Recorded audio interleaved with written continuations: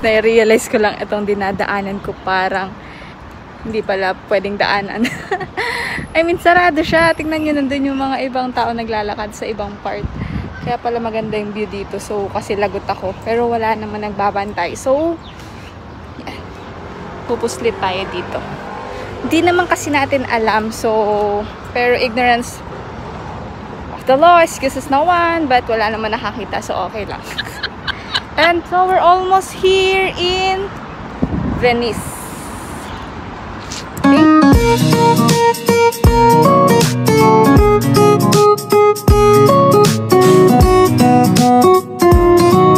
So, annyeong again. We are here na in Venetian.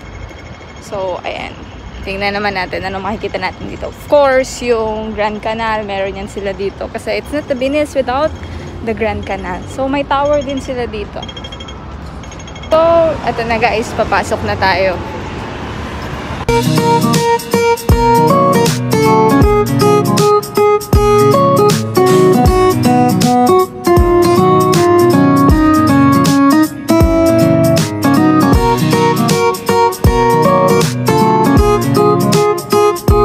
Wait lang guys, parang I see something na medyo hindi maganda. Parang naka-drain yata yung Grand Canal nila dito.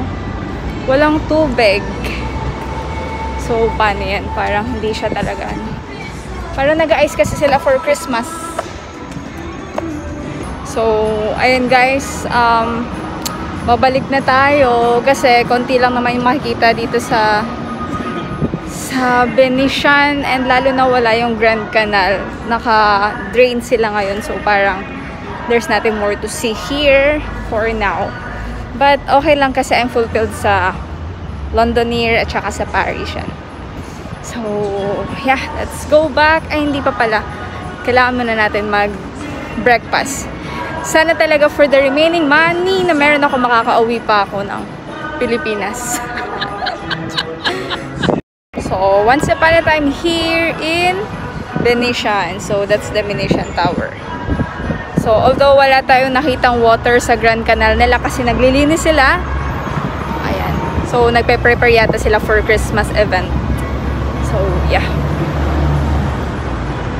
So, ayun na guys. Kailangan ko nang mahanap yung bus stop na sasakyan ko.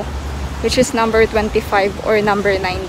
So, guys, ayun, mainit na kaya shades na tayo. Tapos, hindi ko naabutan yung bus na pabalik. Sayang. Pero, wait na lang tayo ulit. Again, $6 lang. So, tingnan nyo guys kung gaano pa kaluwag tong bus ngayong umaga. Pero mamayang hapon, sobrang marami ng tao.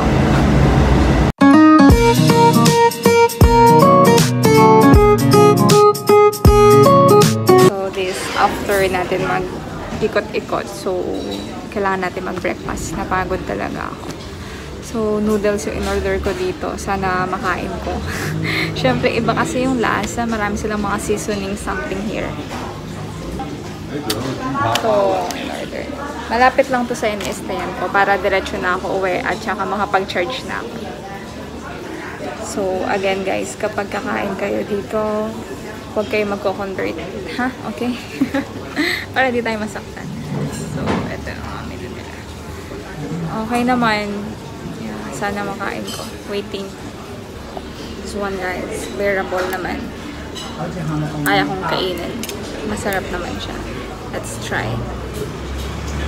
Amoy masarap. Amoy bearable. Parang siyang sotanghon. Something.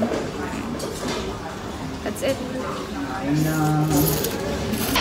So ayun guys. I finished my food. Inubos ko talaga lahat kasi yun. Brunch ko na yon. Tapos silent lang. Hindi ako nagsasalita senyas. Hindi sila masyado marunong mag-English but mabait naman sila yung nakainan ko dun. Okay. Once upon a time in Venice na walang water. Ayan.